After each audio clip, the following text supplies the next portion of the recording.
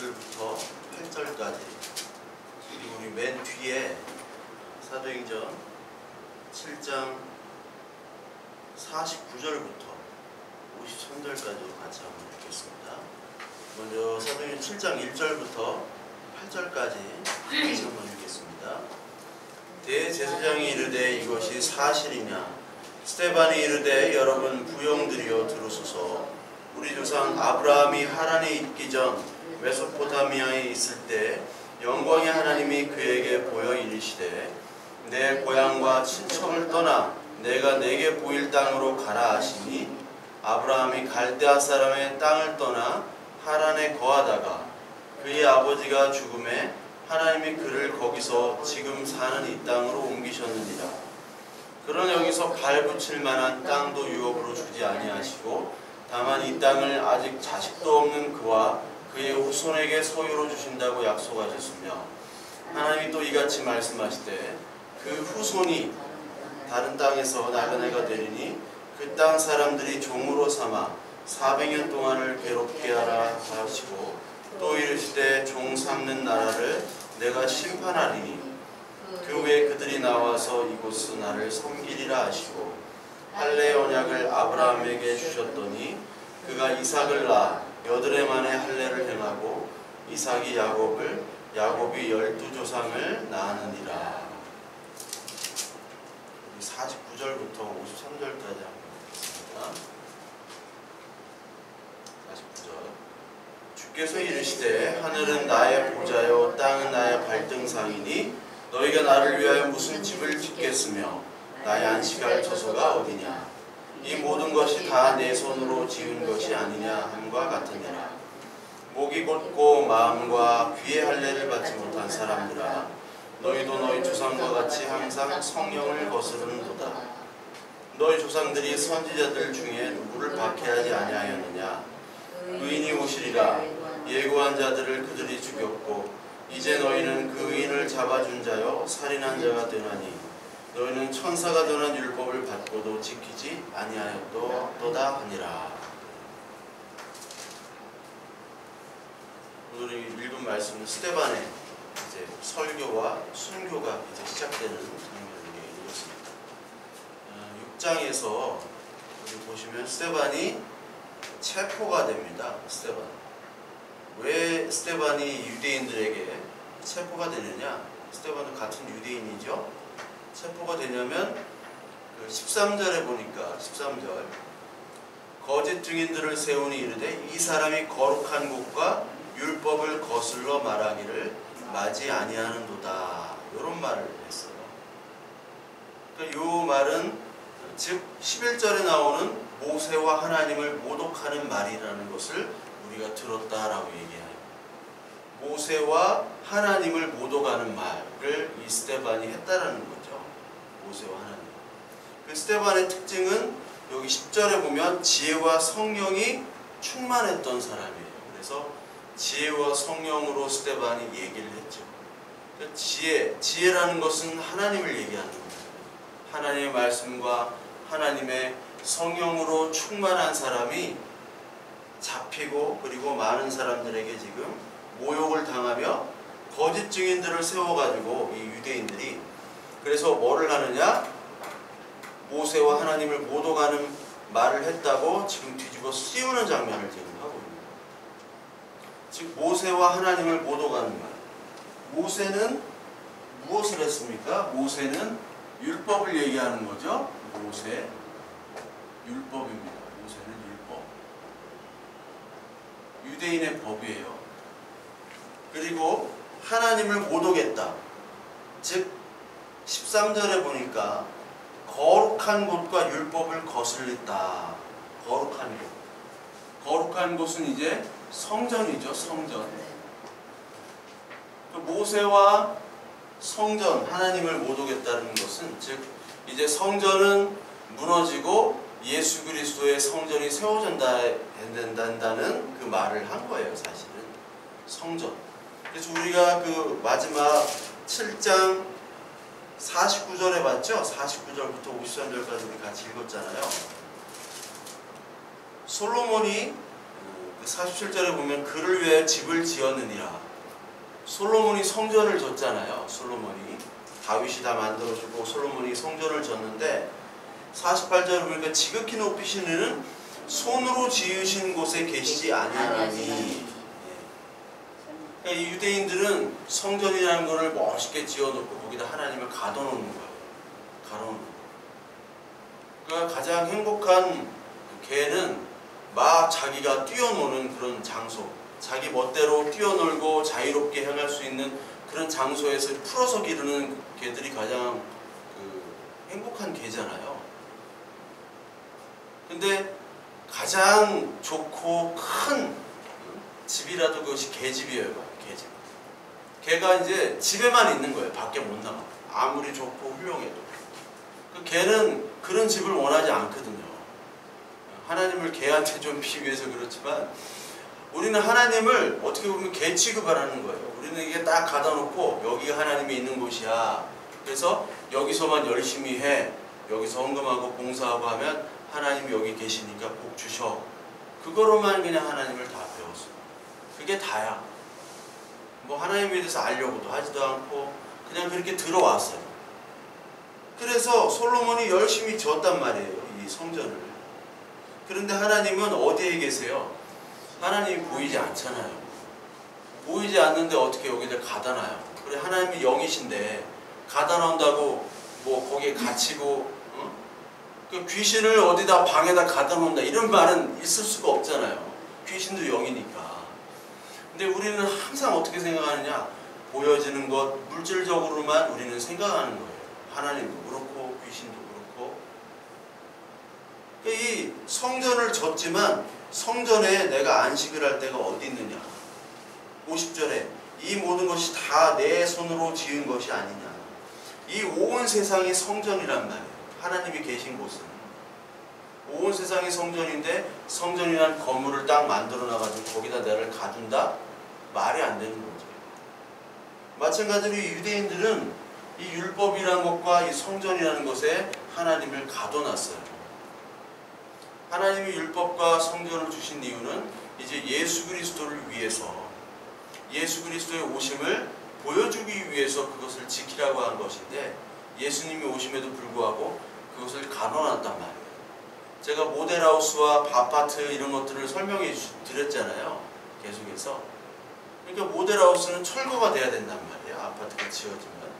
근데 거기서 살겠다고 하는 사람이 정신 나간 사람. 유대인들이 그와 같은 거예요. 그래서 유대인들은 아직도 어디서 기도하냐면 여러분 뭐 요즘에 TV 예능들이 하도 많이 여행 예능이 많아요. 여행. 예능들이 다 먹고 마시고 여행하는. 연예인들이 그냥 공짜로 여행하는 예능이 많은데 뭐 통곡의 벽이 나오더라고요. 통곡의 벽.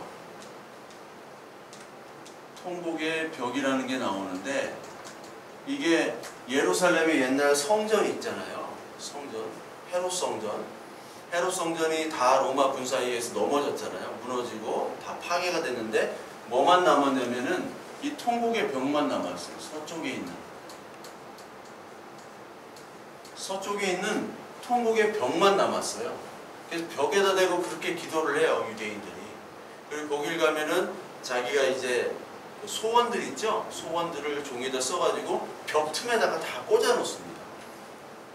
그래서 열심히 기도해요. 밤낮 기도해요. 유대인들이 와가지고. 자기들이 전 세계에서 와서. 근데 이 통곡의 벽에 이 통곡의 벽이 지금은 이들의 율법과 성전이 되어버렸어요. 그러니까 이거는 사실은 무너져야 되는 거예요. 통곡의 벽은. 근데 아직도 이들은 통곡의 벽에다 기도하고 통곡의 벽과 그 위에 있는 이제 성전이 이제 완전히 다시 세워져야 된다. 건물 성전이. 그러면 하나님이 기뻐하신다라고 아직도 그렇게 생각하는 거예요. 아직도. 그러니까 이들은 물질적이고 그리고 보여지는 것만 추구하는 사람들이에요. 유대인들이. 그래서 이 유대인들의 그 정체성이 바로 성전과 율법입니다. 성전과 율법, 안식일. 그래서 안식일을 지키고요. 율법을 다 지키고요. 그리고 성전에서 막 예배하고 기도하고 제사 드리고 그것이 그들의 정체성이었어요. 그래서 유대인들이 여러분 전 세계에서 유대인들이 핍박이 많았잖아요. 유대인들이 막 히틀러도 유대인을 죽이고. 왜 유대인들을 죽였냐면 유대인들은 유럽에 살면서도 또 전 세계에 흩어져서 살면서도 그 나라 사람의 동화가 되질 못했어요. 유대인들. 자기들끼리에 따로 율법이 있고 따로 지키는 것들이 있고 먹는 음식, 못 먹는 음식 이런 거 가리고 그렇기 때문에 유대인들을 유럽인들에게 동화되지 못해서 유럽인들은 유대인들을 미워했어요. 거기다 결정적인 이유는 예수 그리스도, 다 기독교잖아요. 그쪽 유럽이. 예수 그리스도를 죽인 민족이기 때문에 또 더 핍박을 받았죠. 그래서 유대인들은 안식일을 지키고 이 율법들을 다 지켰어요. 그래서 많은 국가들이 이 이스라엘을 침략할 때 어느 날 침략했냐면 안식일날 쳐들어왔어요. 안식일날은 전쟁도 하면 안 돼. 움직이면 안 돼. 그게 하나님의 뜻이에요. 그래서 움직이지도 않고 아무것도 안 했단 말이에요. 그때 예수님께서 안식일날 병자를 고치고요. 안식일날 돌아다니시고 안식일날 배고파가지고 그 제자들하고 그 밀을 이렇게 비벼서 먹었죠. 그 당시에 이제 낫을 대면 안 되고 손으로 뜯어가지고 비벼 먹는 건 된다고 했어요. 그러니까 안식일날 지키는 율법들을 다 예수님은 어기셨단 말이에요. 그러면서 안식일은 누구를 위해 있는 거냐? 사람을 위해 있는 거고 안식일의 주인이 나다. 내가 내 마음대로 하는데. 아니 집주인이 집에 있는 거 뭐 못을 박든지 뭐를 뭐 어질러든지 뭐 쓰레기통을 엎든지 집주인 마음대로잖아요. 안식일의 주인은 예수 그리스도인데 그 사람들이 안식일의 주인을 판단하고 그 안식일을 어겼다고 예수 그리스도를 잡은 겁니다. 그래서 이 사람들, 이 유대인들은 어느 정도로 지켰냐면 안식일에 죽었어요 그냥. 그래서 마태복음 24장에 보시면 24장 20절에 너희가 도망하는 일이 겨울에나 안식일이 되지 않도록 기도하라. 이는 그때에 큰 환란이 있겠습니다. 창세로부터 지금까지 이런 환란이 없었고 후에도 없으리라. 도망가는 날 어떤 하나님께서 심판함으로 멸망할 때 도망가는 날이 안식일이 되지 않도록 기도해라. 안식일 날은 도망가지도 못해요. 집안에 있어야 돼요. 그러니까 집안에서 죽임을 당하느니 안식일이 아니도록 그 멸망의 날이 안식일이 아니도록 너희들이 기도를 해라 라고 할 정도로 이 유대인들은 안식일을 지켰단 말이에요. 예전에 헬라가 유대인들을 통치할 때 이때 BC 168년 정도에 마카비 전쟁이라는 게 있습니다.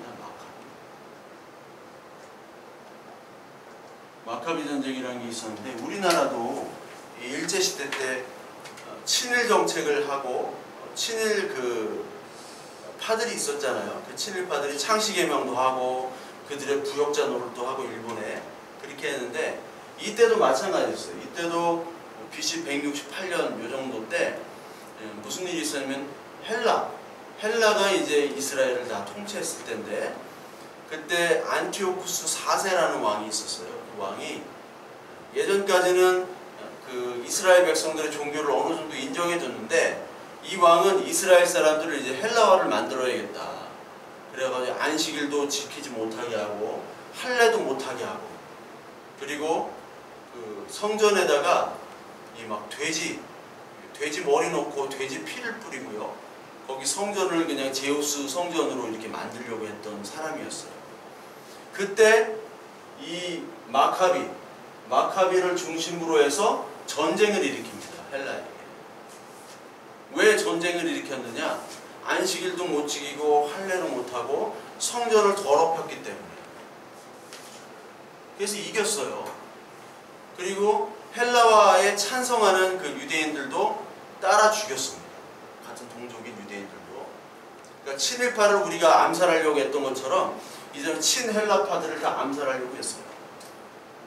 이들이 그렇게까지 전쟁하려고 했던 이유, 그리고 안식일을 끝까지 지키는 바리새인들을 이 헬라는 처형을 했단 말이에요. 그러니까 유대인들에게 안식일과 할례와 그리고 성전율법은 목숨과 같은 겁니다. 정체성이에요. 그렇기 때문에 이 정체성을 부인하는 사람은 잡아서 죽여야 됩니다.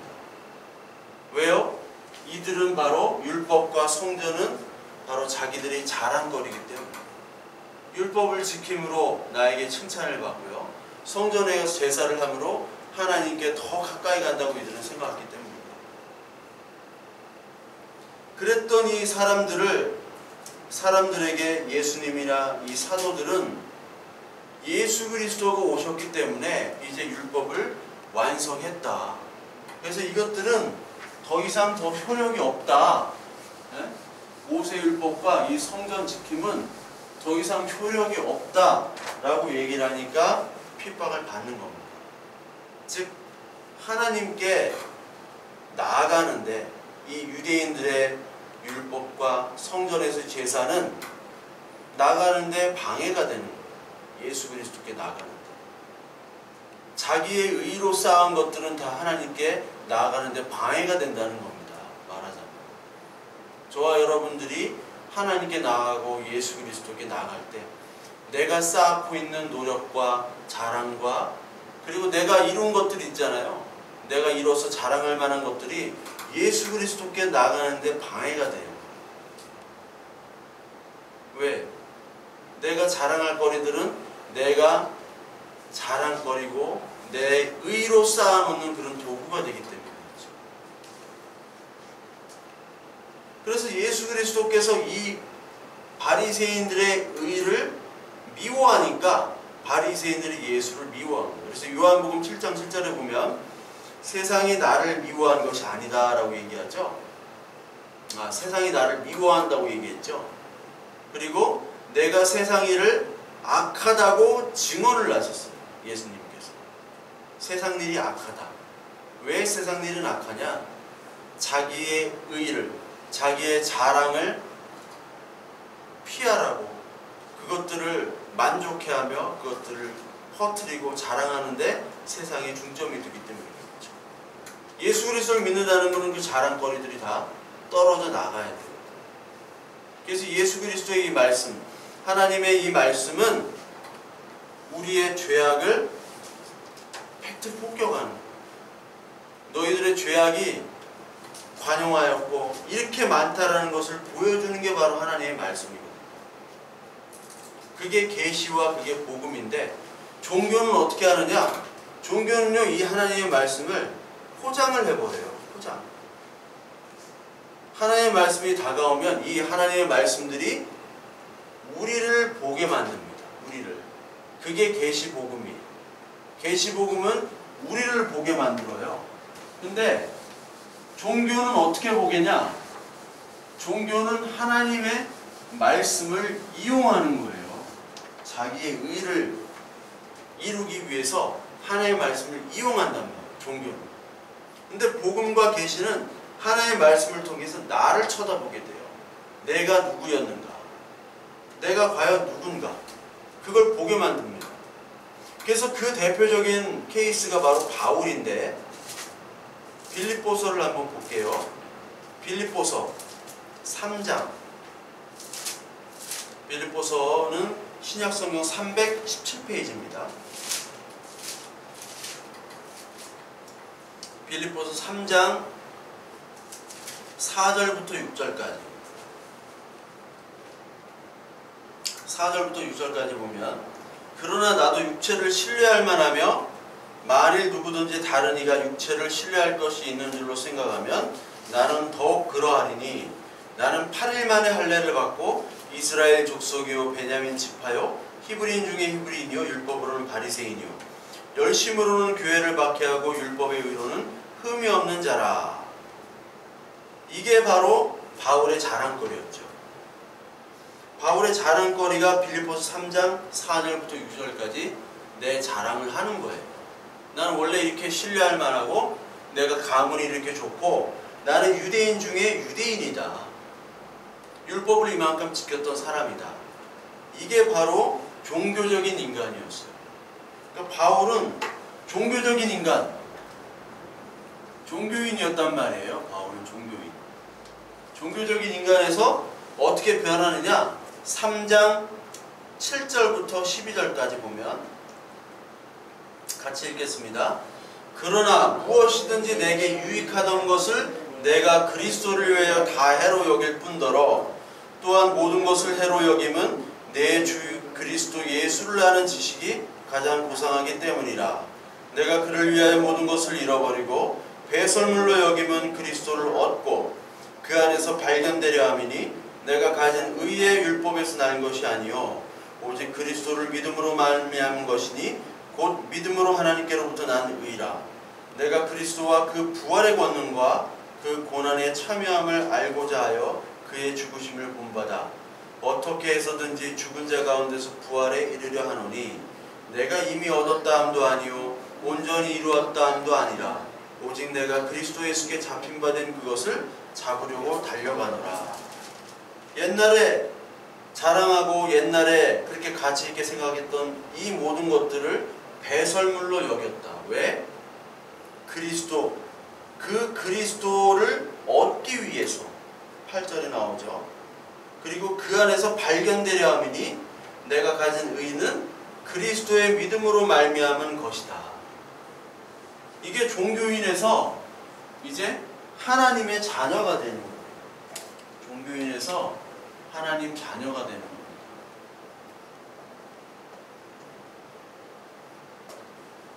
종교인은 뭐를 강조하냐면 이 세상의 자랑거리, 너의 노력이 가상하다는 거예요. 그래, 너 참 잘했어. 너 참 어려운데도 그것들을 다 이루어냈구나. 그것들을 노력들을 인정해주고 가상하게 생각해줘요. 상을 줍니다. 그런데 여기는 하나님의 의만 바라보라는 거예요. 하나님의 의. 여기는 인간의 의입니다. 인간의 의. 여기는 자랑이에요. 자랑거리. 여기는 자랑거리가 없고 예수 그리스도 하나님만 자랑하는 거예요. 예수 그리스도 하나님만 자랑하려면 우리의 자랑거리는 없어져야 되는 거죠. 그러니까 계시의 하나님의 말씀이 우리의 마음이 딱 떨어지고 우리를 공격하면요, 우리의 자랑거리가 다 없어지고 우리의 무로 돌아가는 거예요. 그게 바로 은혜라는 거거든요. 은혜. 근데 우리의 은혜는 우리는 어떻게 잘못 파악하느냐? 그냥 하나님 뭐를 좀 더 주시면, 보여지는 걸 더 주시면 은혜라고 생각하는 거예요. 참 잘못됐죠. 잘못돼도 너무나 잘못됐어요. 그러니까 그것이 은혜다라고 얘기하는 이 사도들과 오늘 나오는 스데반은 이 세상에서 버림받고 채찍맞고 죽임을 당할 수밖에 없는 거예요. 그러니까 복음을 가지고 전하는 자는 핍박당할 수밖에 없는 겁니다. 누구에게? 같은 유대인들에게. 바울과 스데반도 원래 종교인이었단 말이에요. 저와 여러분들이 다 종교인이었어요. 종교인. 이 세상 모든 사람들이 다 종교인입니다. 다 자기가 가지고 있는 종교가 있어요. 무교도 종교가 있는 거죠. 왜? 자기 힘으로 살아가는 것이 다 종교인이기 때문에. 그래서 하나님께서는 오늘 이 계시의 말씀을 주시니까, 예수 그리스도를 통해서 주시니까 예수 그리스도를 이 백성들이 영접하지 않았죠. 백성들이 영접하지 않았어요. 하나님이 오시면 우리가 그 말씀을 영접하지 않아요. 요한복음 1장 9절부터 14절 보시면, 참빛 곧 세상에 와서 각 사람에게 비추는 빛이 있었나니 그가 세상에 계셨으며 세상은 그로 말미암아 지은 바 되었으되 세상이 그를 알지 못하였고 자기 땅에 오매 자기 백성이 영접지 아니하였으나 영접하는 자 곧 이름을 믿는 자들에게는 하나님의 자녀가 되는 권세를 주셨으니 이는 혈통으로나 육정으로나 사람의 뜻으로 나지 아니하고 오직 하나님께로부터 난 자들이라. 하나님께서 예수 그리스도를 보내셨습니다. 그게 참 빛입니다. 근데 10절에 보니까 세상이 그를 알았다고 그랬어요? 몰랐다고 그랬어요? 알지 못했다고 그랬죠? 자기 땅에 왔어요. 자기 백성 유대인에게 왔어요. 출애굽을 시켜주신 그 하나님이 출애굽을 당한 그 노예 이스라엘 백성이 왔는데 그 노예 이스라엘 백성이 하나님을 고마워하지 못하고 영접하지도 않았어요. 그뿐만 아니라 예수 그리스도를 하나님을 죽였단 말이에요.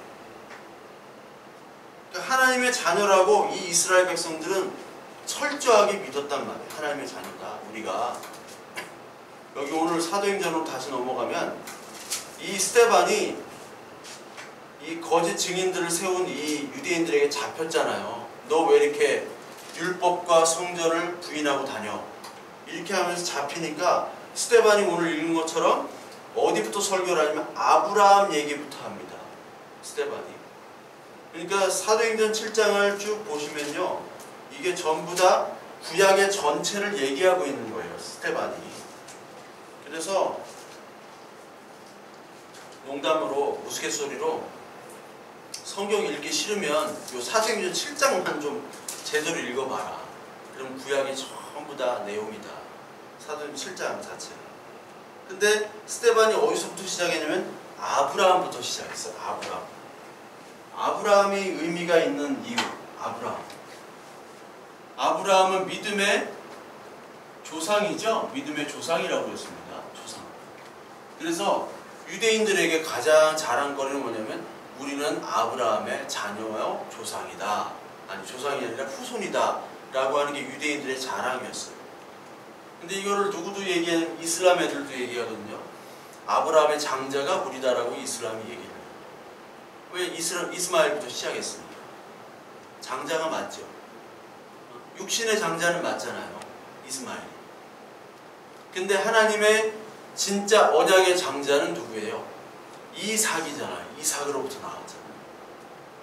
그래서 아브라함부터 얘기하는 게 왜 시작이 되느냐? 너희들은 아브라함의 자녀라고 얘기했지. 그렇게 자부심을 갖고 살아갔지. 근데 아브라함이 어떤 사람인지를 지금 스데반이 얘기하고 있는 거예요. 아브라함은 메소포타미아에 있을 때 그때 이전에 영광의 하나님이 그에게 보였죠. 그래서 내 고향과 친척을 떠나서 내게 보일 땅으로 가라. 가나안 땅으로 가라고 명했잖아요. 누가 명해서 누가 갔어요? 하나님이 명했다고요. 아브라함이 지 스스로 판단해서 간 게 아니에요. 그러니까 우리의 인생길도 우리가 판단해서 가는 게 아니라 결국 하나님이 인도하심으로 가는 겁니다. 유대인들은 지금 그거를 거부했어요. 아브라함은 아브라함의 힘으로 갔고 아브라함이 잘했고 아브라함이 열심히 해서 하나님의 복을 받았고 그래서 말미암아 우리가 이렇게 아브라함의 후손으로 떳떳하게 사는 거야 라고 얘기를 하고 있어요. 그렇게 마음가짐을 가졌다고. 그런데 아브라함이 어떤 사람이냐? 아브라함이 마누라 팔았던 자죠. 그렇죠? 그리고 약속을 기다리지를 못했어요. 약속을. 하나님이 야, 이삭으로 너의 씨로부터 나올 거야. 그런데 아브라함이 결국은 여자를 들여가지고, 하갈이라는 여자를 들여가지고 거기서 육체의 힘으로 아들을 낳았잖아요. 육체의 힘으로. 그러니까 세상에서는 육체의 힘으로 아들을 낳으면 자랑거리가 되는 거예요. 옛날에 그 아들을 못 낳으면 칠거지하기 위해서 쫓겨나죠, 여자들이. 그러면은 그 남자가 좀 돈이 있으면 막 이제 여자를 들이잖아요. 그래서 아들이라도 낳으면 그게 경사인 거예요. 후사를 잇는 겁니다. 왕들도 마찬가지잖아요. 왕들도 그 후궁들 중에 해가지고 이제 아들을 낳은 게 경사란 말이에요. 세상에선 그래요. 세상적으로 볼 때는 이 아브라함은 굉장히 잘한 일입니다. 하갈을 통해서 이스마엘을 낳은 거예요. 근데 하나님의 언약을 지키지 못했죠. 하나님의 약속을 기다리지를 못했어요. 아브라함. 마누라도 팔고 기다리지를 못했고 자랑거리가 전혀 없는 사람이에요. 아브라함이 솔직히 얘기하는 거예요. 근데 너희들은 무슨 자랑거리를 삼고 있느냐, 이 얘기인 겁니다. 요한복음 8장으로 한번 볼까요? 요한복음 8장 31절. 요한복음 8장 31절에 보시면 그러므로 예수께서 자기를 믿은 유대인들에게 이르시되 너희가 내 말에 거하면 참으로 내 제자가 되고 진리를 알지니 진리가 너희를 자유롭게 하리라. 그들이 대답하되 우리가 아브라함의 자손이라. 여기서 아브라함의 자손이라고 얘기하죠. 유대인들의 자랑은 뭐냐면 우리는 아브라함의 자손이야. 어떤 사람들 보면 내가 뭐 무슨 이씨 무슨 김씨 조선 왕족이야 맨날 이런 거 떠들고 다니는 인간들이 있어요. 왕족. 알고 보면 어디 백정인데 저기 옛날에 조선 후기 때 족보를 산 집안일 수도 있어. 근데 맨날 왕족이고 내가 그때 태어나서 뭐 왕이 됐다고 하고 뭐 이렇게 떠돌아다니는 인간이 있는데 그거와 똑같은 거예요. 아브라함의 자손이라 남의 종된 적이 없거늘 어찌하여 우리가 자유롭게 되리라 하느냐. 예수께서 대답하시되 진실로 진실로 너희에게 이르노니 죄를 범하는 자마다 죄의 종이라. 종은 영원히 집에 거하지 못하되 아들은 영원히 거하나니. 그러므로 아들이 너희를 자유롭게 하면 너희가 참으로 자유로우리라. 아브라함이 자손이고 우리는 남의 종된 적이 없다라고 얘기해요. 근데 이것도 거짓말이잖아요. 종살이를 430년 동안 했어요. 어디서? 애굽에서. 이스라엘은 종놈들이에요. 종놈. 애굽의 종이기도 하고 죄의 종이기도 하고. 근데 아브라함의 자손이라 자랑하고 다니는 거예요. 저는 돈 없는 사람들이 그 허세는 있고 그래가지고 돈 없는 사람들이 막 외제차 렌트해가지고 이렇게 다니는 사람들도 있잖아요. 알고 보면 알그지야. 아브라함의 자손이라는 것은 알그지예요. 알그지. 근데 아브라함이라는 것으로 하나님이 택했다. 우리의 민족을. 그거 자랑하고 다니는 유대인들이에요. 껍데기밖에 없는. 그때 예수님께서 종이라는 것은 죄를 범하는 자마다 다 종이다 라고 얘기해요. 죄의 종. 너희들은 종이다 라고 얘기하는 거예요. 아브라함의 자손? 아니야. 너희들은 죄의 자손이야. 죄의 종이란 말이야. 자손도 아니란 말이야. 오늘로 얘기하자면 우리는 어느 나라 민족이야. 나 미국 시민권자 가졌어. 우리 한국에 살아. 우리 아버지가 목사야. 교회에서는 5대째 믿어. 우리 엄마 뭐 권사야 장로야 잘 나가. 그것과 나와는 아무 상관이 없다. 오늘날도 아직도 그런 얘기를 하고 있어요. 오늘날도 어디 뭐 선자리가 나왔대. 제 얘기가 아니에요. 선자리가 나왔대. 그 집 아들, 그 집 딸 어머님이 뭐 권사님이고 장로님, 목사님이고 좋다더라. 만나보면 개판. 네.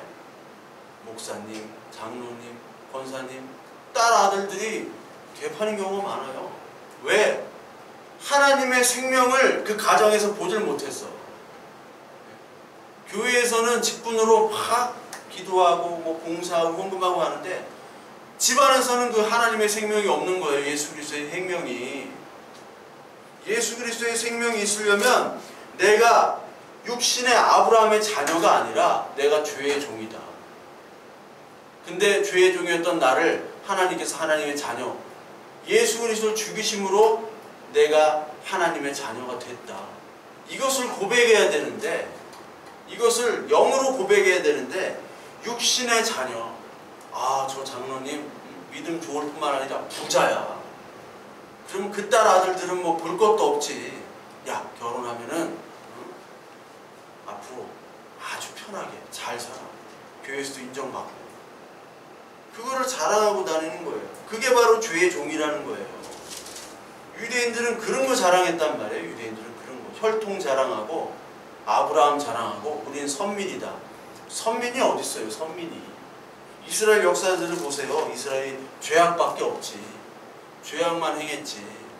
딴 나라는 자기의 신만 섬겼는데 어떻게 너희 나라는 나도 섬기고 딴 나라 신도 섬기고 유익이 되는 건 어떻게 다 섬기냐 이 나쁜 놈들아.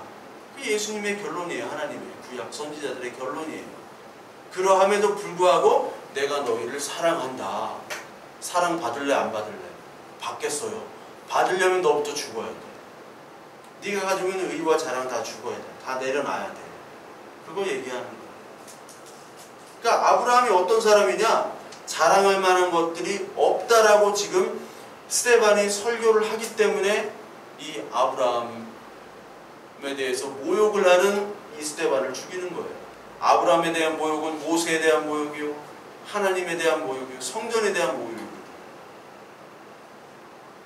그래서 이 아브라함을 통해서 하나님이 하신 게 가나안 땅으로 가라, 메소포타미아 지역 갈대아 우를 떠나라는 것과 또 한 가지는 이삭을 낳은 겁니다.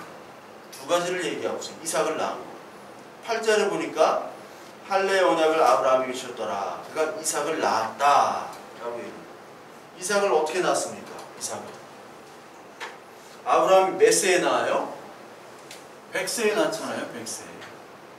100세에 낳고 아브라함이 99세 때 한 게 있습니다. 99세 때 할례를 받아요. 할례. 100세에 낳고 사라가 이제 90세죠. 사라랑 아브라함과 10살 차이에요. 10살 차이. 근데 사라가 그때 생리를 한다고 했어요? 못한다고 했어요? 생리가 끊어졌죠. 90세 때. 근데 이삭이 나왔다는 것은, 이삭은 어떻게 태어난 사람이에요? 하나님의 은혜. 이게 기적이란 말이에요. 기적. 야, 아들 태어나. 그러니까 사라가 어땠어요? 웃은 거잖아요. 비웃었잖아요. 사라가. 그래서 이삭의 뜻이 뭐예요? 웃었다라는 거예요. 이삭의 뜻이. 이삭 토스트. 웃는 토스트예요. 웃는 토스트. 이게 하나님의 은혜로 말미암아 인간의 힘은 다 사라지고 하나님의 은혜로만 생겨지는 것이 바로 이삭이었어요. 예수 그리스도께서 우리를 위해서 죽으시고, 그리고 우리가 그 예수 그리스도를 믿었다는 것 자체가 하나님의 은혜로 이루어진 것이, 즉 우리의 노력으로 이루어진 것이 아니잖아요.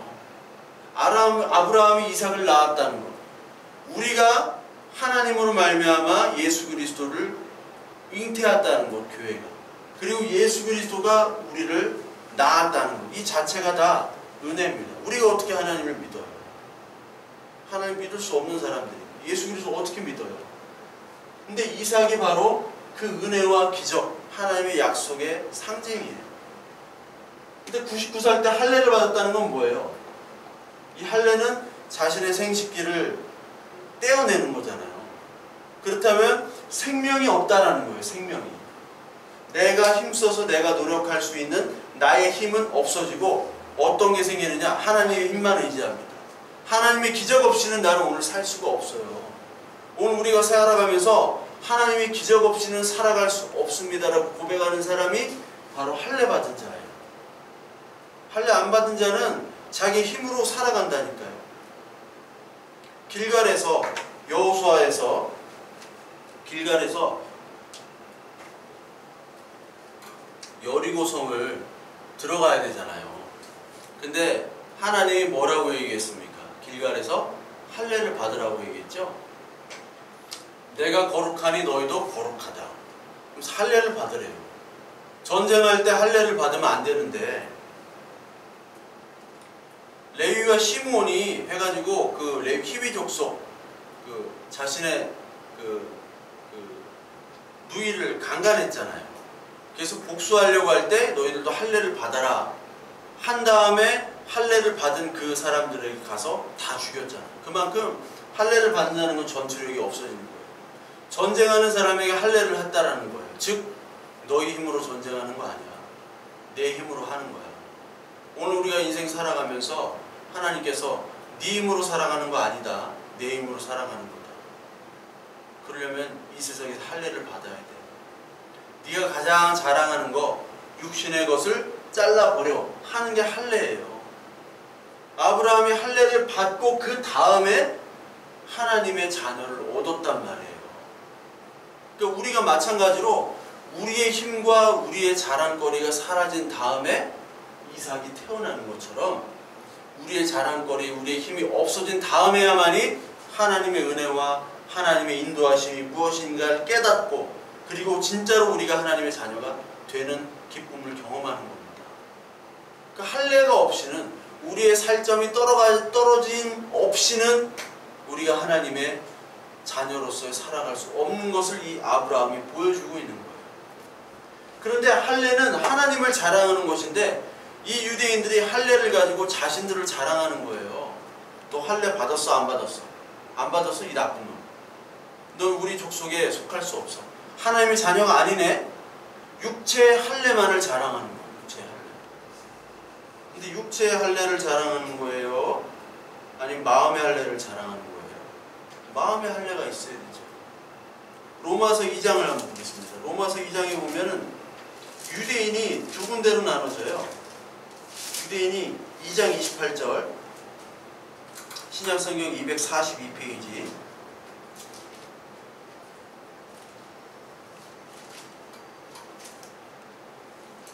신약성경 242, 로마서 3장 25절 보면 내가 율법을 행하면 할례가 유익하나 만일 율법을 범하면 내 할례는 무할례가 되느니라. 그런즉 무할례자가 율법의 규례를 지키면 그 무할례를 할례와 같이 여길 것이 아니냐. 또한 본래 무할례자가 율법을 온전히 지키면 율법 조문과 할례를 가지고 율법을 범하는 너를 정죄하지 아니하겠느냐. 무릇 표면적 유대인이 유대인이 아니요 표면적 육신의 할례가 할례가 아니니라. 오직 이면적 유대인이 유대인이며 할례는 마음에 할지니 영에 있고 율법의 조문에 있지 아니한 것이라. 그 칭찬이 사람에게서가 아니요 다만 하나님에게서니라. 정확하게 나오죠? 유대인이 할례, 육신의 할례를 했다고 유대인이 아니에요. 그거는 그냥 육체적인 유대인이에요. 육체적인 유대인은 하나님의 자녀가 아닙니다. 여기 29절에 이면적 유대인은 마음의 유대인이에요. 마음의 할례를 받은 유대인. 그러니까 저와 여러분들은 이런 유대인의 율법에 필요가 없어요. 육체적인 유대인만이 하나님의 자녀, 아브라함의 자녀라고 한다면 우리는 유월절도 지켜야 되고 뭐 할례해야 되고 뭐 유월절 아니 이제 안식일 이 토요일이 되는 거죠. 우리는 토요일 날이 돼야 돼요. 안식일교는 아직도 토요일 날로 지키잖아요. 삼육제단. 응? 그들은 아직까지 육신의 것들을 자랑한단 말이에요. 그래서 맨날 그냥 그 이상구 박사 해가지고 맨날 건강만 얘기한단 말이에요. 뭐 건강. T임파고 엔돌핀. 이게 다 이상구 박사가 얘기한 거 아니에요. 처음에. 20한 5년 전에. 옛날에 뭐 T임파고가 뭐고 모르고 엔돌핀이 뭔지도 몰랐어. 의사들만 알았지. 근데 옛날에 막 KBS에서 막 그렇게 강연할 때 이상구 박사가 안식일 교인이거든요. 건강과 육신과 뭐 성경적으로 그분들 다 깨끗하게 하는 건 있지만 육신의 유대인을 자랑한단 말이에요. 그분들은 마음의 유대인이 아니라. 그러니까 안식일도 안식일 주일을 토요일날 지키단 말이에요. 이슬람 애들은 또 금요일날 지켜. 왜? 토요일날 같이 못 지키니까. 안식일을 금요일날 지켜. 이게 다 인간의 모습이에요. 그러니까 아브라함의 모습을 잘 보려면 히브리서에 또 보면 됩니다. 히브리서 11장을 보면 히브리서 11장 8절부터 26절까지 다 아브라함 얘기예요. 아브라함 얘기. 히브리서 11장을 보면 8절 믿음으로 아브라함은 부르심을 받았다 라고 나와요. 믿음으로. 그리고 11절을 보니까 믿음으로 사라 자신도 나이가 많아 단산하였으나 잉태할 수 있는 힘을 얻었으니 이는 약속하신 이를 미쁘신 줄 알았습니다.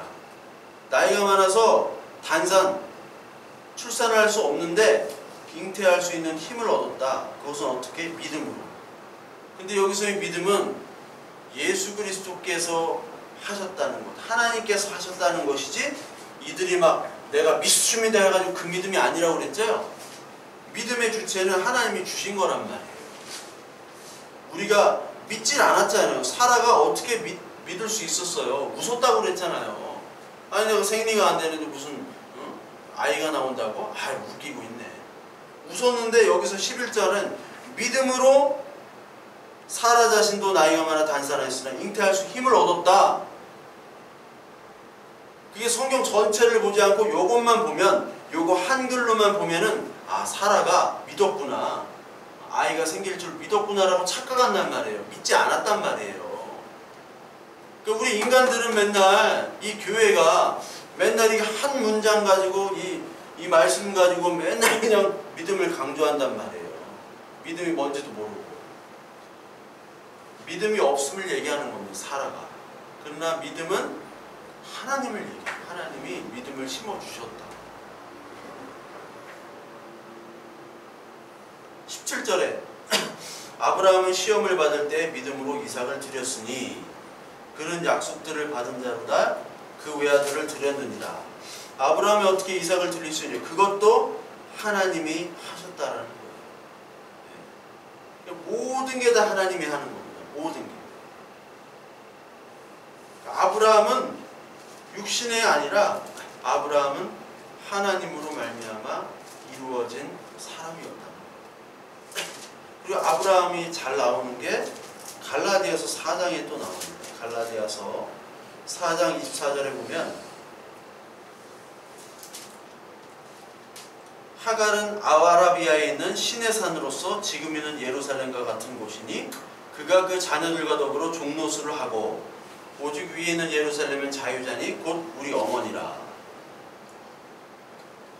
하갈과 사라에 대해서 나와요. 하갈은 신의 산, 이거는 육신, 율법입니다. 그리고 사라는 하나님 나라죠. 하나님 나라. 이 신의 산이 이제 산상수훈의 산으로 나와요. 산상수훈 마태복음 5장에서 7절까지 산상수훈의 사라. 그리고 여기는 이제 복음이 되는 거죠. 복음. 이렇게 바뀌는 거예요. 하갈은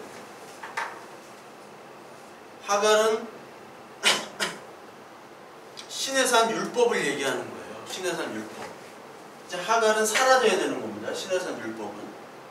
그리고 사라는 하나님의 나라 언약이에요. 그러니까 율법을 계속해서 지키고 있는 거, 율법을 계속해서 가지고 있는 거, 그게 하나님이라고 생각하는 것은 하갈이다. 사라는 하나님의 언약으로 나가야 된다.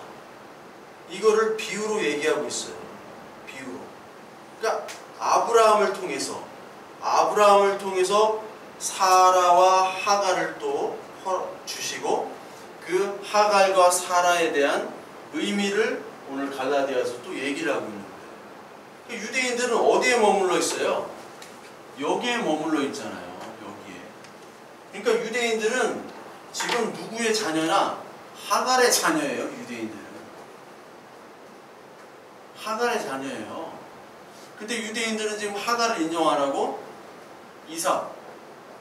이삭을 인정하기는 이삭을 인정하면서 사는 거는 지금 신의 산 육신 율법의 하갈의 삶을 살고 있는 거예요. 종의 삶을 살고 있는 거예요. 이것이 이해가 되셔야 돼요. 그러니까 오늘날로 얘기하면 우리가 하나님, 예수님, 아브라함, 좋은 얘기는 다 갖다 해. 막 주여 주여 막 하나님 해가면서 예수 그리스도 말끝마다 입에 붙는 대로 할렐루야 아멘 임마누엘 그런 거 많이 하잖아요. 입으로는 하나님을 외치면서 우리의 삶과 우리의 모습과 그리고 우리의 신앙의 상태 모든 것들이 다 육신에 머물러 있는 거예요. 율법에 나의 도덕, 나의 판단, 나의 육신을 신뢰하고 하나님을 육적인 하나님, 물질적인 축복만을 주시는 하나님, 그것만을 바라는 하나님으로 살고 있단 말이에요. 그렇다면 하갈인 거예요. 아직 유대인과 똑같은 하갈인 거예요.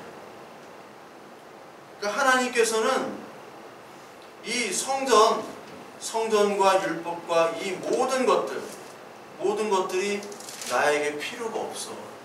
야, 율법 니들이 아무리 지키고 성전 아무리 화려하게 만들어도 나한테는 지금 필요가 없는 거야. 왜 나를 거기다 가두려고 해?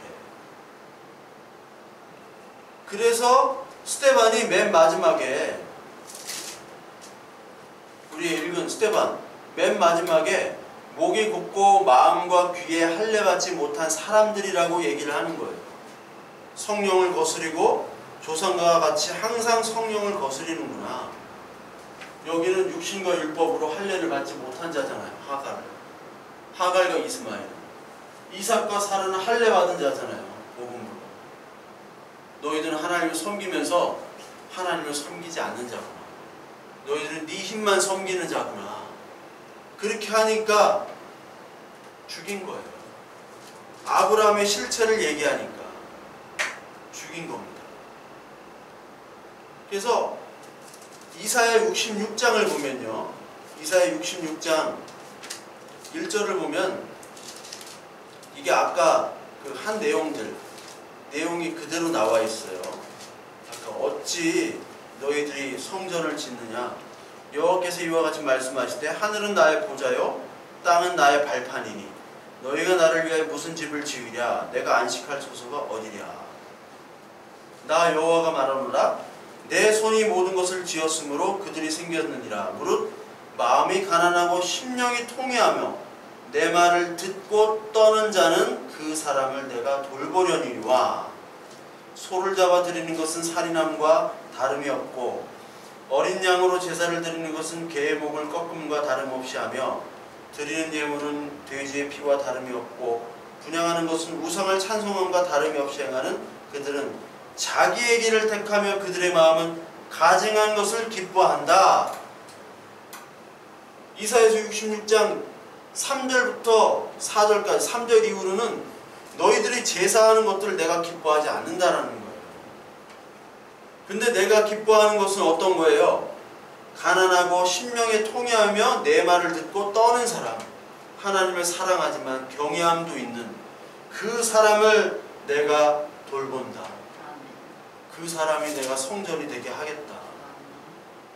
그 얘기를 구약에도 하는데 이 사람들이 구약 그렇게 공부하고 그렇게 성경 공부하고 구약을 필사했던 바리새인, 서기관들, 제사장들이 이 말을 못 알아먹는 거예요. 율법과 욕심과 자기의 때문에. 지금도 못 알아먹고 있어요. 지금도. 그래서 스데반이 너희 조상들이 선지자 중에 누구도 박해한 자가 없지 않느냐? 다 박해하지 않았느냐? 살인한 자다. 너희가 바로 예수 그리스도를 살인한 자다. 하나님 부르짖고 예수 그리스도를 그렇게 입으로 부르짖어도 너희들은 지금 예배드리면서 하나님 죽이는 거야. 제사하면서 하나님 죽이는 거야. 너희들 모르지. 그거 깨닫고 회개해. 하니까 이 자식이 하면서 죽이는 거예요. 스데반. 아브라함 별거 아니야. 아브라함 죄인이었어. 바보였어. 마누라 팔아먹고. 근데 아브라함 뒤에 예수 그리스도 하나님이 계신 거야. 그거를 믿어야지 왜 아브라함을 자랑하고 있어? 하니까 죽이는 거죠.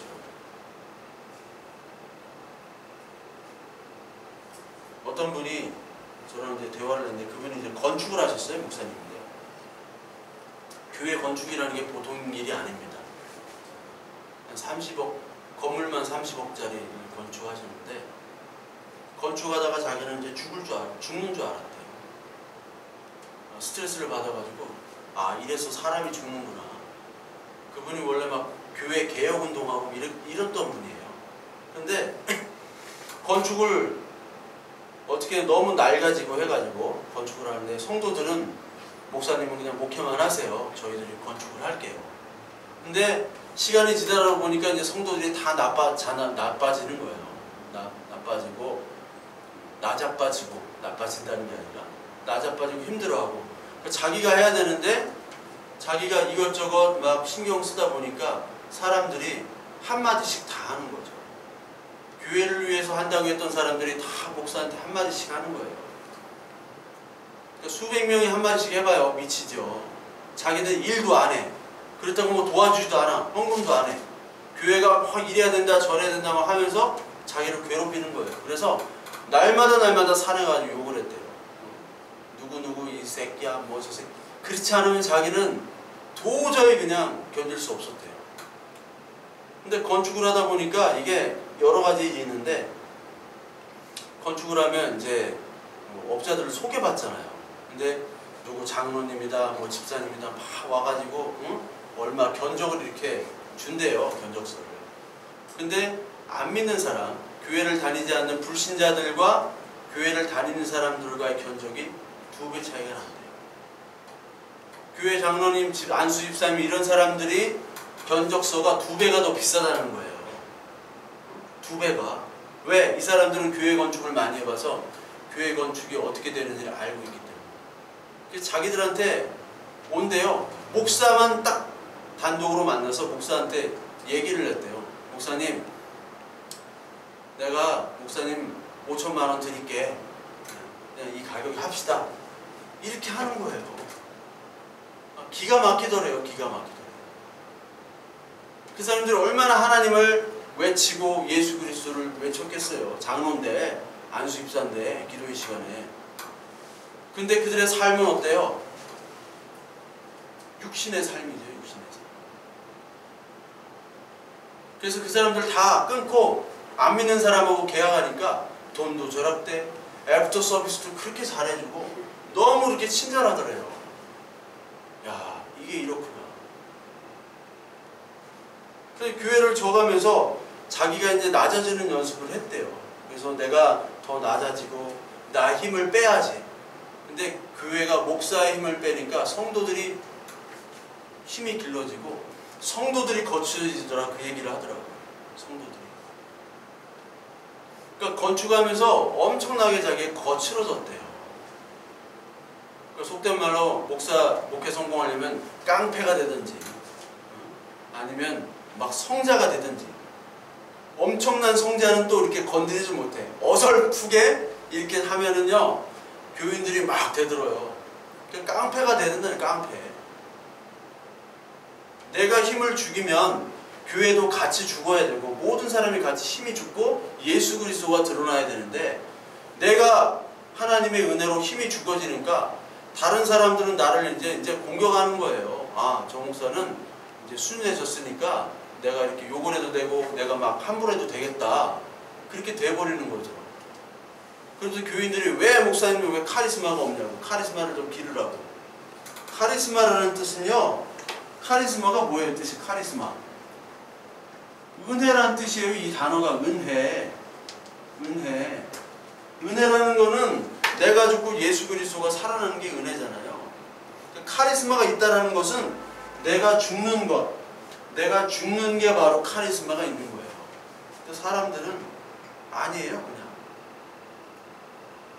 그러니까 어떻게 교회를 졌는데 거기서 많은 걸 깨달았다고 하더라고요. 근데 다시는 건축을 못하겠다. 원래 교회를 져가면서 건물을 질 때 교회가 지어지는 거예요. 이게 뭐냐? 이 성전을 지을 때 성전을 짓는 게 아니라 내 마음의 성전, 하나님이 지어지는 거거든요. 근데 두 군데로 나눠집니다. 교회를 짓다가 진짜 교회가 되는 경우가 있고, 교회를 짓다가 완전히 이게 그냥 양아치 나가리로 떨어지는 경우가 있어요. 교회를 지면서 교회가 싸움 나고 더 거칠어지고 목사 내쫓고 그런 교회가 있는 반면에, 교회를 지어가면서 진짜 교회가 되는 거예요. 마음의 성전, 이 율법 성전이 아니라, 헤롯 성전이 아니라, 솔로몬 성전이 아니라 예수 그리스도의 성전으로 바꿔지는 그런 경험이 있는 교회, 두 군데로 나눠져요. 그러니까 우리는 교회를 지어야 되죠. 교회. 성전이라는 건 뭐예요? 에덴 동산이 회복되는 거예요. 성전은. 교회 건물이 중요한 게 아니라 우리가 교회가 되는 게 중요하지. 근데 교회가 교회 건물로 그걸 자랑하고 있잖아요. 우리 교회 3천억 들었다, 뭐 1조 들었다, 우리 교회 자산이 2조다. 서울에 2조 단위 교회가 있어요. 많아요. 조 단위 교회가. 부동산. 아니, 강남에 뭐 몇천 평 있는데 그러면 조 단위예요. 벌써 부동산이. 그게 아니거든요. 그러니까 우리도 하나님을 외치면서 오늘 우리도 예수 그리스도를 죽이는 자가 아닌지를 좋아하는 살펴봐요. 이 스데반은 너희들은 지금 하나님 외치고 선민이라고 하면서도 너희들 지금 하나님 죽이는 자라고 고발하고 있는 거예요. 고발하니까 스데반을 죽인 거거든요. 나도 지금 하나님을 죽이고 있지 않은가. 오늘 예배하면서 하나님을 죽이는 게 예배하면서 가장 많이 죽이는 거예요. 사실 하나님 예수님 외치면서 가장 많이 죽이는 거예요. 우리가 살펴봐야 돼요. 우리가 나는 그런 자가 아닌지. 목회자는 내 힘으로 종교 권력을 가지고 그거를 물려주려고 하는 것은 아닌지, 그 성도들은 성공주의에 빠져가지고 물질주의에 빠져가지고 예수 그리스도 하나님만 외치면 하나님이 복 주시는 그런 아브라함의 자녀라고 살아가고 있지는 않은지, 육신의 아브라함의 자녀로 만족하고 있지 않았는지 우리가 살펴봐야 됩니다. 교회가 666의 성공을 지향하게 됐어요. 수단과 방법을 가리지 않고 성공하면 돼요. 그걸 하나님의 은혜라고 지금까지 가르쳐 왔어요. 많은 교회들이, 많은 목회자들이, 많은 성도들이. 그게 아닙니다. 그게 아니라 하나님, 육신의 그 아브라함이 아니라 마음의 할례를 받은 믿음의 아브라함. 하나님, 나는 지금 늙었고 내 마누라 사라는 승인이가 끊어져서 이삭을 낳을 수 없지만 하나님이 그렇게 약속을 하셨습니다. 내가 하나님 믿습니다. 바보 같지만 내가 믿습니다. 노아처럼 믿고 모세처럼 믿고 그렇게 믿습니다. 아브라함처럼 믿는 나 되게 해주세요. 그 고백을 하나님께서는 원하고 계시는 겁니다. 저와 여러분들과 교회에게 그 고백을 원하고 계시는 겁니다. 오늘도 이 무더운 날 참 고생한 분들이 너무 많잖아요. 저 서울 가면 쪽방이 많아요. 쪽방촌에 그 무더운 날 그렇게 고생하는 그런 분들이 무얼 소망을 갖고 살아가겠어요? 우리도 마찬가지란 말이에요. 우리도 그런 삶을 살아왔고 그런 삶의 모습이에요. 그런데 하나님의 은혜가 우리에게 왔단 말이에요. 이렇게 더운 날 그런 분들에게 정말 많은 도움의 손길들이 좀 있었으면 좋겠어요. 그것처럼 저희들은 그냥 앉아서 아무 소망 없이 그냥 더운데 아무것도 할 힘도 없고 그냥 미치겠고 돈은 없고 에어컨도 없지, 선풍기 틀어도 더운 바람만 나오지. 그런 때 하나님이 광풍을 불어주게 하셔서 시원한 바람으로 우리를 사실 이끌어 놓으신 거예요. 그것에 우리는 감사하지 못하고 우리는 참 평균만하고 남과 비교하며 그렇게 살아가는 우리들. 하나님 오늘 회개합니다. 하나님 오늘 하나님께서 주신 이 은혜를 내가, 이 카리스마를 내가 오늘도 기억하게 해주시고 하나님께서 주신 이 삶 동안 하나님 감사하며 찬양하는 그런 삶으로 인도해 주세요. 이런 고백, 이런 회복의 고백이 저와 여러분들에게 오늘도 필요합니다.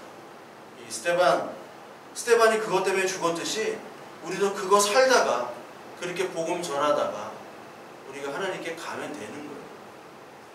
너무 물질의 욕심, 어떠한 성공주의, 이것이 하나님인 줄을 우리는 다 생각하고 있어요. 이 교회마다. 왜 그런지 모르겠어요. 교회를 지면 무조건 크게 줘야 되고, 근데 자기는 돈을 안 내, 헌신도 안 해, 아무 상관없어. 근데 무조건 커야 돼. 그리고 다 지어진 다음에 자기가 와야 돼. 지어지는 동안에는 관심 없다고. 다 그렇게 살고 있어요. 교회 왜 그런지 모르겠어요. 교회는 왜 줘야 되는지, 왜 내가 믿어야 되는지, 하나님은 누군지, 나는 어떤 존재인지, 죄인 맞는지, 은혜 받은지, 마음의 할례가 뭐고 육신의 할례가 뭔지 전혀 관심이 없어요. 뭐 하려고 교회를 다니는지 모르겠어요. 이 무더운 날 교회는 열심히 다녀 또 와가지고 막 열심히 헌금을 해. 왜 오는지는 몰라. 그런데 예? 왜 오는지는 몰라. 그냥 습관이에요. 습관. 밥 먹는 것처럼, 잠자는 것처럼 습관이에요. 알려줘도 귀의 할례를 받지 못했기 때문에 계속 얘기해도 몰라요. 얘기해도 모른다니까요. 백날 얘기해도. 얘기하는 사람을 죽여요. 스데반처럼. 유대인들, 지금 이 시대 살고 있는 유대인들 아직까지 할례를 받지 못했습니다. 그렇게 복음이 전해져도 아직까지 귀에 들어가지 않아요. 그 사람들은 육신의 것, 물질의 것만 추구하는 사람들이기 때문에. 저와 여러분들이 물질의 것, 육신의 것들을 지금까지 추구했다면 우리가 기도해야 됩니다. 하나님, 오늘도 기도합니다. 하나님, 육신의 것과 물질의 것, 그것들을 추구하지 않고 오직 하나님의 기쁨과 하나님의 사랑으로 그 은혜로만 만족할 수 있는 그 세상이 줄 수 없는 기쁨과 안식을 우리에게 허락해 주세요. 그리고 아직까지 육신에 머물러 있는 우리의 형제 자매들 하나님께서 강권적으로 역사해 주셔서 그들이 건강이 막 부서지든지 망하든지 그렇다 하더라도 하나님께 돌아올 수 있다면 그것도 허락해 주세요. 우리 자녀들 지금은 망나니처럼 돌아다니는 자녀들 많습니다. 그 자녀들 하나님 은혜로 야곱이 환도뼈가 부러지듯이 그 환도뼈가 부러지더라도 하나님께로 돌아오는 언약의 자녀 되게 해주세요. 내가 그렇게 되게 해주시고 우리의 자녀들이 그렇게 하게 해달라고 기도함으로 기뻐함으로 감사함으로 또 한 주 보내시는 저와 여러분